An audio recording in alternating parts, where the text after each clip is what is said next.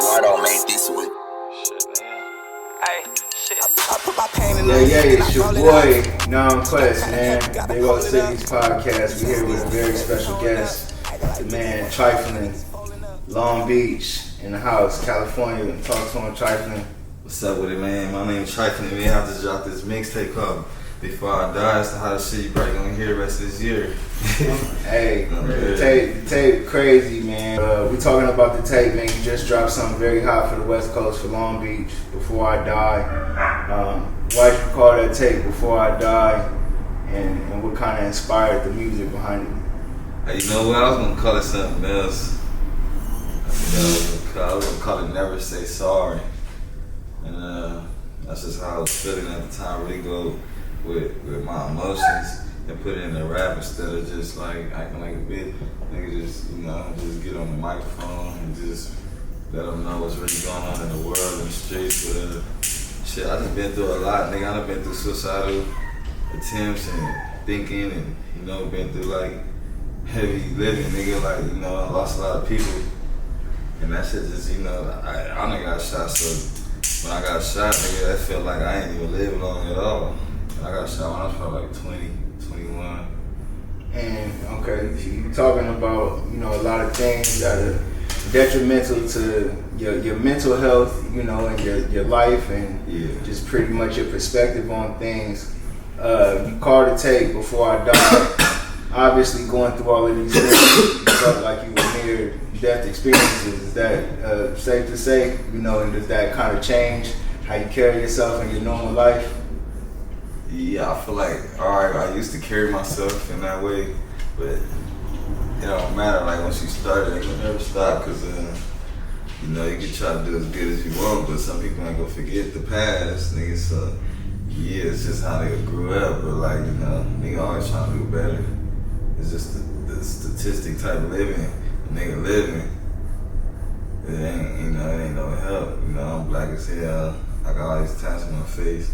Not even for no thugging, it's just for, like, I'm an artist. Like, I just put my pain on my face, too. Like, I do a little different than everybody else. So going back to, talking about mental state, like you say you had suicide attempts and times you was just like, fuck it, What do you feel like led to you getting to those points? Because, life get hard out here. There's a lot of people dealing with poverty and sickness, all sorts of shit going on. I don't know, I probably just been going through a lot too long. I feel everybody go through shit, but I just feel like I was never getting nowhere. I never thought I could get nowhere, period. Like, you feel me, growing up, especially going to jail. I never thought I was gonna get out of jail. I was fucking up so bad, nigga. Shit, I never thought I was gonna make it now. I'm making it farther than I ever thought, you feel me? Mm-hmm. Everybody that I was growing up with, they dead or in jail for life. And that's how I thought I was gonna be, but it's the reason I'm here for. I gotta be with something, cause I don't know why I'm here. And you're doing great things, bro. You being from Long Beach, bro.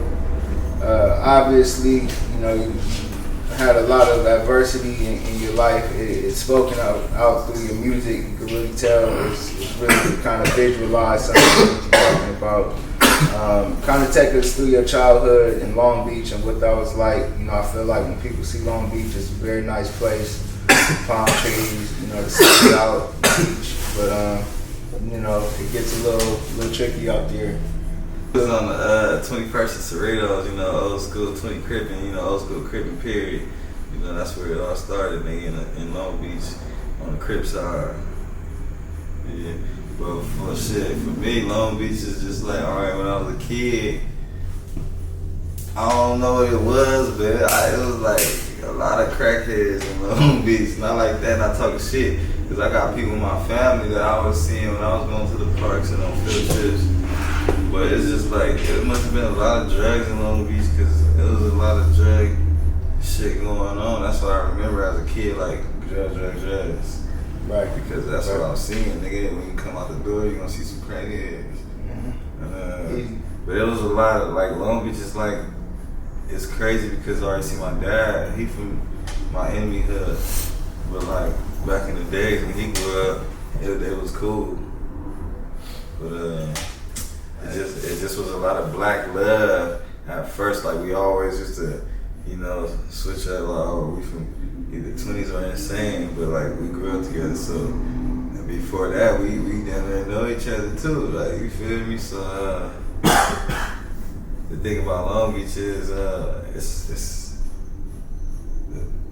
not like that, but you know, not just Mexicans, but the Mexican hood do not like. They didn't like blacks and Crips, none. So whether you was a Crip or not, nigga, as long as you black, you got a problem with them. You feel me? Because they tripping. Yeah, I ain't never met a blood till I was like 15. You feel me? 15, 16. Really? Yeah, because my city just all Crip. Mm-hmm. So like when I went to me and my boy from Compton, we used to go to LA, go visit some females we knew. Nigga, I went to LA and we was like in the different lanes, and then the girl that stayed in the Raymonds, though, her auntie's in the different lane. So we ended up walking along the freeway, by the freeway, and getting to the Raymonds. But before we get to the Raymonds, it was like 40 Mexicans, you feel me? And me being from Long Beach, I'm like, oh, cuz. I'll tell him, I'm like, look. Yeah. He like, Mom, we good. The Mexican nigga looked at me like, seeing how I was, he's like, what's up, y'all straight? Y'all good? We like, hell yeah. They like, alright, man. I ain't never been around. That was my first time. Because normally from around your way, it popped up. Yeah, most definitely. They was just, you know, that's how I learned how to fight. The Mexicans tripping on us, nigga. You better put your hands up. You think at some point things kind of got a little out of hand with some of the politics and maybe some of the violence around the community? Did you ever sense like, damn, shit getting a lot worse around here? Yeah, right now, it just ain't the same. I feel like the internet fucked up the streets.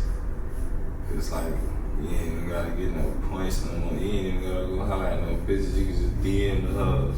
You wanna let a nigga know you a shooter or a fake shooter, just post on the gram, Twitter or whatever. Like, this the internet fucked up the streets. And then the police fucked up the streets because people kept trying to, you know, go with the code and not snitch.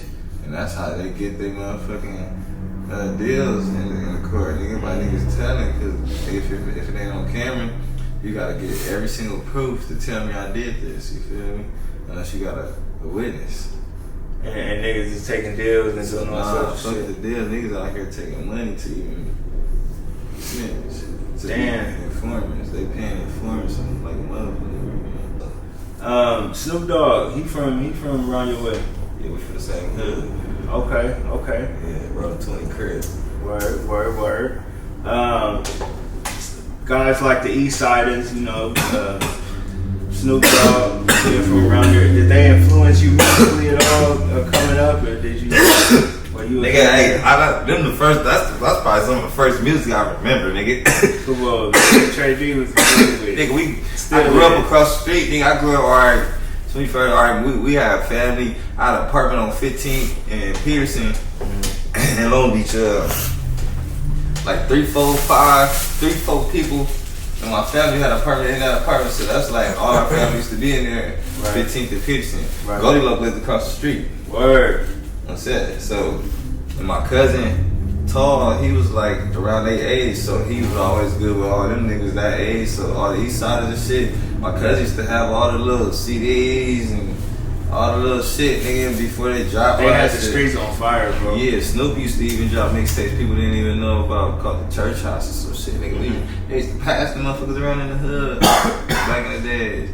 But you know, I met Trey D a couple times, but I don't really know him. I know him. Right. I grew up across the street from Goldilocks. Goldilocks. Did you ever have some run-ins with him? I met Goldilocks and stuff? Yeah, I did. And then, the last time I seen Cuz was at Snoop compound and shit. I ain't gonna lie. I didn't know he was standing right behind me because that nigga Snoop put the microphone out, like pointed or something. And they was playing that East Side is coming back. Yeah. I'm like, damn, nigga, you putting it to me, but I look back, it was Goldilocks. I'm like, damn, nigga, don't do that. You know what I'm saying? I know the words, but goddamn. On the spot, you might forget the lyrics. Nah, he was right there. I got a video on my Instagram, but he was tearing that shit up. I feel like, I ain't gonna lie, not even on Twin Crippin'.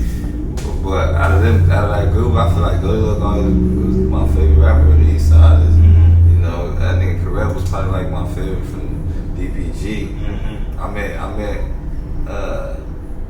met Daz a couple times, and we conversated a couple times. Shout out to Daz, shout out to Corrupt. Man, got a good chance to meet him too, bro. Yeah, see, guys, you know, he still be along with me sometimes too. So you know, it's, if you know who he is, you'll probably run into him. Legend. He did a lot of Tupac stuff, man. Yeah, he did a lot of shit.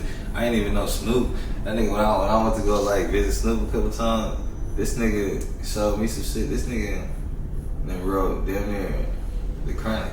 Him and what's my boy from my boy, what's the name? I think that's what's his name, cousin. Dogg. Yo, see, him and Dogg, nigga. The whole damn thing. Yo, see, yeah. I'm like, damn, that's one of my favorite shits. Like, Chronic, nigga, that shit. Yeah. When you say you have to go to school and worry about like ops and fucking, did you have to worry about colors, or did you not give a fuck? Did you have to worry about, alright, damn, I gotta see this person, I gotta be prepared? You have to worry about shit I like went that? to school, my high school was in the Mexican hood I was telling you about. So that was the bad thing. So damn near, okay, anybody that's over there, either from the west side or the east side. So they got it's the west side Crips called West Coast Road in the 80s. It's the majority of the black niggas was them, and then they had a couple Insanes and a couple of us. But like, it's so many, and then they got the Samoans, there's a lot of Samoans there. But they got the motherfucking majority of the school Mexican. And they hood right there, of course, like we in their hood, so that was the only downfall. That was the only thing that was like, you know, I ain't never worried about no niggas, but like, you never know. One of the see a nigga we knew named Bear. That nigga got shot or stabbed. Damn. Right there across the street. It's the police station right there. The police station right there on the same street as the school, right next to the school. The police station in Job Corps.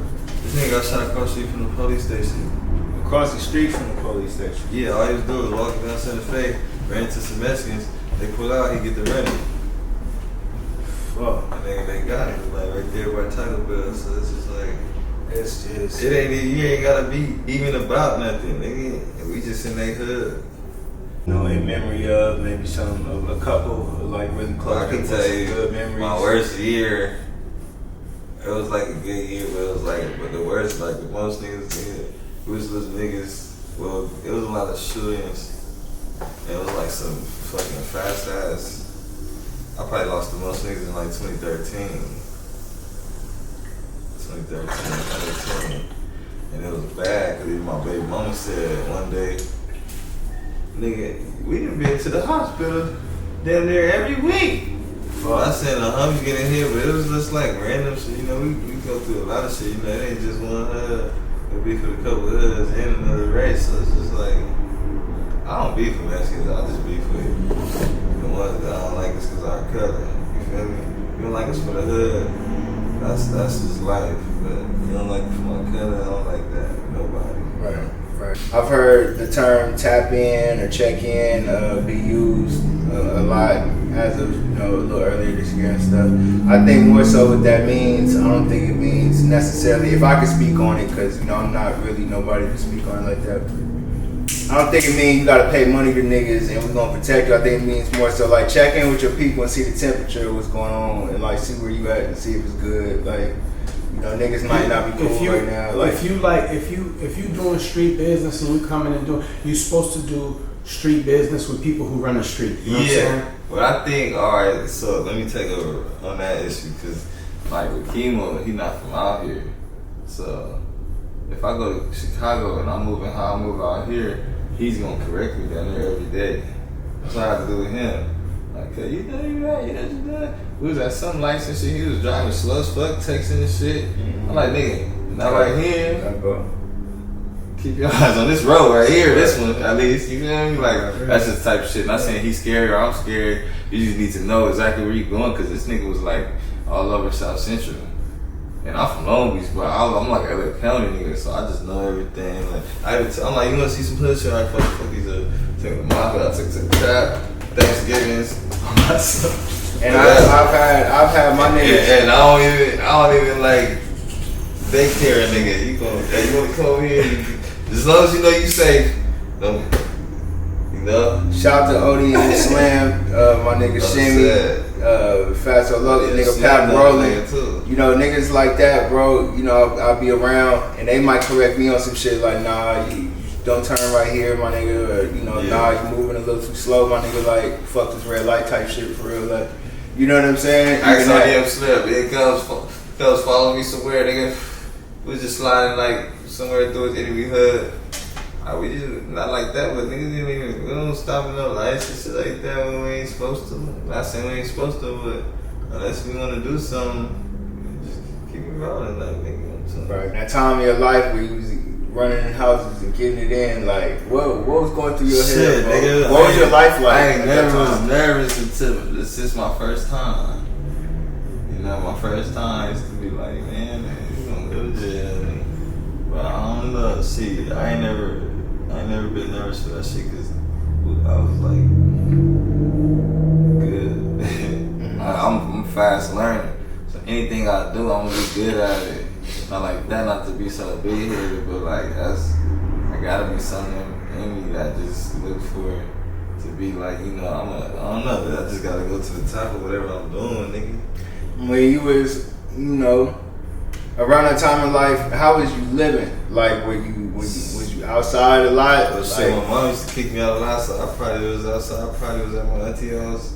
I probably was at my cousin's house, nigga, or the homies' houses or something. Or a lot of times, like growing up, I ain't gonna lie, nigga, I done slept in abandoned houses. I done slept in my brother's car. My brother called me one day. We was beefing and all that life, so it's like, I don't know what he's gonna do. Be mad at night, he just closed the door and left. Cause yeah, nigga, at least you slept in that nice, comfortable bed. I'm in the car. My sister brought me a cover and a bag of cereal. I was growing like that. I done slept on. I was finna go to the homie house to spend the night. His daddy wasn't fucking with it, so I slept on cat stairs. I don't even like cats at all. I woke up to the cat in my face. But the nigga gave me a blanket, so I'm wrapped up in a blanket on some stairs. Right. Motherfuckers gonna take their kids to school, stepping over me, all type of shit. Like shit like that for real. Like I done slept in the trap. That motherfucker was getting shot up every day. Nigga just needed somewhere to be warm. Right. Can a thug fall in love? Can a thug fall in love? Probably fall in love more than a square. Really? I feel like we need it. We get too much. We go through too much tough love and too much hard life. Like not saying that that's what we. But sometimes some niggas go through it because they fucked up. Like some of the niggas didn't even have to live like this. I gotta ask you a question though. Like, do you feel like a thug can accept real love from a real woman out there? Nah, it's kind of hard to accept it. Well, on my end, I probably try to love the bitch probably young. I ain't gonna say the name. Chemo probably know the name, but I was young. Still, we was young. And we thought that out of love, but that shit just hit my head fucked up onto the pen when I was 18. And, you know, you can't expect a girl to be as loyal as a woman. And she just, you know, a kid too. We both kids. I'm just in an adult situation. But when you in it though, you're not even. But yeah, when I was in it, I was like fucked up about it. Cause this nigga, first of all, I couldn't even get in contact with nobody. You feel me? I wrote my mama like 20 letters. She never wrote me back. People, it was people you was writing to, it wasn't writing back, bro. Well, my uncle, my auntie, my cousin, and it's crazy because my cousin, she wasn't doing the best out of all my family, and she the first one to send me some money. She sent me like $25 just to thought that count, and she sent me a letter. So that was it's just the thought that count that like kept me lifted. Like it's somebody out there that give a fuck about. You know what's crazy about what you said though? You said she wasn't really doing the best, but she was the one that actually. At the time, nigga, she was in like a what's that shit when you trying to get at the halfway house? Nah, what's that shit downtown like LA? These like skid row type shit. Yeah, like you know she was in one of them like things trying to get some Section 8 type shit. Right. You know, she ended up making it through that shit before I even got out. You feel me? I was living with her when I got out of jail. You feel me? So it's just like, you ain't gotta have everything to look out, cuz it don't even take money to look out. You could go get a letter, man, right? Send that motherfucker. That's the cheapest shit you could just take a little bit of my heart effort. with it. Like, you feel me? Take some effort. It's the effort that let them know you gotta live, but I ain't get too much at all, nigga. Shit. I went through struggle, like, my first pin. Nigga, I was niggas low key. Here I give you the soup. Like every week a nigga give me 1 or 2 soups. Other than that, I had this nigga eat off the motherfucking steak food. And that shit was horrible. My celly wouldn't even look out. I ain't even give a fuck because I ain't no begging ass nigga. So I'm just like, man, I should have never did what I did, nigga. I ended up going to a pen and I was in there for 2 years. They told you was going to camp and then they said the It's a pen. penitentiary camp though. It's like Shit. yeah. So it's like, they lied. So I went to the pen, nigga. When I was pulling up to the motherfucking penitentiary on the bus, I'm gonna keep it real. That's probably one of the most nervous feelings I ever felt. I'd have been shot at and all that. Like, I ain't never been as nervous as I was pulling up to the pen. But that's how I knew I'm with, like, pressure, because all it did was turn me up. And I was so turned up, they had to turn me down. They had to tell me, like, nah, look, we don't even, it's Long Beach up in here. You don't beef with nobody from Long Beach in a pen. And it kind of was, though. So you was on the bus. What made you so nervous? You thought you was on the bus with a bunch of Because I hear a lot of shit now. Everything I heard about jail kicked in my head. Like, gay shit, big old bus niggas, stabbings, shit. Even me having to stab a nigga, catching life, shit, getting stuck in this motherfucker. I don't know, shit. Right. They got snitches. I don't want to end up in the wrong tank. The reality kind of sank in, like damn. Yeah. Right when I seen the pen, when I seen it, I was like, damn, I'm finna be locked in that motherfucker. I don't know when it's niggas in here. And you know what's crazy? When I was 18, all my cellies had life. Damn. And most of them was in there before I was born. So it's like they trying to see if the nigga gonna touch my booty or something. Like, that's foul. Why would you put a young nigga with a nigga that been here for 25 years? I'm only 18. Ain't got nothing to lose. Type I shit. feel like the government trying to fuck niggas over, cuz. Yeah. They want that shit to happen. They want put you them to in be a able situation to where you gotta defend yourself and do some bullshit. I gotta stab this nigga because he said something crazy. Right. I don't play that shit none. Y'all knew that before y'all put me here because they go by point system. So y'all knew the points, like however I was a county or juvenile, all that shit. All that, they remember all that shit, fool. So when you got out of jail, bro, what was some of the things that was on your mind? Like what was the first thing you felt like was on your list to accomplish? Shit, when I got out of jail, I feel like I needed to do something different. Cause I always wanted to go out of state, but when I had a badass ride. This was my first time doing something long. I did 5 years. So emotion was, I had badass motion sickness, man. I couldn't even get in no car. Really. It was hard to get home. So on the way home, we kept stopping. Was the world different? Like when you got out, did you see things and like, damn, this shit different? When I got out, the crazy thing is, we rode down the same freeway.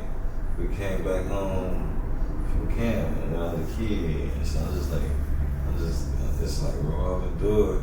So I'm just kind of sad, but I'm like, I need to do something new. Like my first thing I thought about was money. But when I get off the freeway in Long Beach, I was just seeing, just like I said, I was seeing some crazy. I was seeing some of the same people I always used to see on this same street. I seen some people my age, niggas smoked out. I was like, this the hell, I gotta go. You feel me? I let it hood, but I gotta try something new for a little bit to see if I'm even doing this shit right, man. This shit I think it's a good thing when somebody can see their environment and understand that they need to grow and they need to make a change. Yeah, that's the thing we're supposed to do with the hood is utilize the fact that it's fucked up to get out, not to fucking have fun. It is fun when a gang of black people together, we got some food, some drink, and smoke. But man, you know what fun is to white people? They be in board and shit, hanging off canoes and taking trips. You know, that's gonna be a whole nother fun. You ain't gonna do that shit till you 50, 60, because then you gonna find an old man that was already living like that. But we trying to do that now, nigga. You have anything you want to say to maybe some of the kids who maybe already made a few choices. They going down the wrong path a little bit, but maybe they not all the way in. They just kind of like they thinking about it. They think they this, that, tell you that, right and now, third. I'll be You the know? future you. I wish I was thinking smarter. Say it again. Say it I again. wish I was thinking smarter, kid. I wish, I wish the hood wasn't all I had, nigga, because we probably had opportunities, but I ain't even think of them or know them because I go outside to go to over there where them niggas at. You feel me? So it's about who you look up to as growing up. If you look up to a street nigga, you fucking around gonna be a street nigga, because if you look up to a rapper, you gonna want to rap. Like, I don't know, it's just like, man, find the right people to look up to. If you gonna look up to niggas, don't let that fly ass jury and nigga in clothes and gang banging, hang with guns, don't let that shit fool you, because them niggas ain't the same in jail. There's just a lot, cuz like life ain't what you think. So me as an older nigga, I just wish, nigga, just like I said, nigga, I would listen to my mama, because everything my mama told me I ended up going through, but the harder way. Nigga, you feel me? Shit, my daddy, I ended up doing the same thing my daddy was doing. Going to jail all the time, selling drugs, nigga, fuck with the bitches. Nigga just be in the street, nigga scared, you know? Right. I mean, it's kind of like when you young and you seeing a lot of that stuff. If that's really all you seeing, Nigga explore, nigga get out the hood, just catch a bus up anywhere, nigga go to Ventura or somewhere, you just gonna see land that you ain't never even seen, man. A girl took me, man, cool, too, we ain't never even fucked in there. We was cool, she took me to, matter of fact, she was about to help me open up a bank account. But she said, fuck it, we ended up going to where she grew up at, because she wanted to just go to her old neighborhood. She took me to like Topanga. I never knew that was a real city. So she took me out here, I was just excited, because I even got somebody called like with Topanga.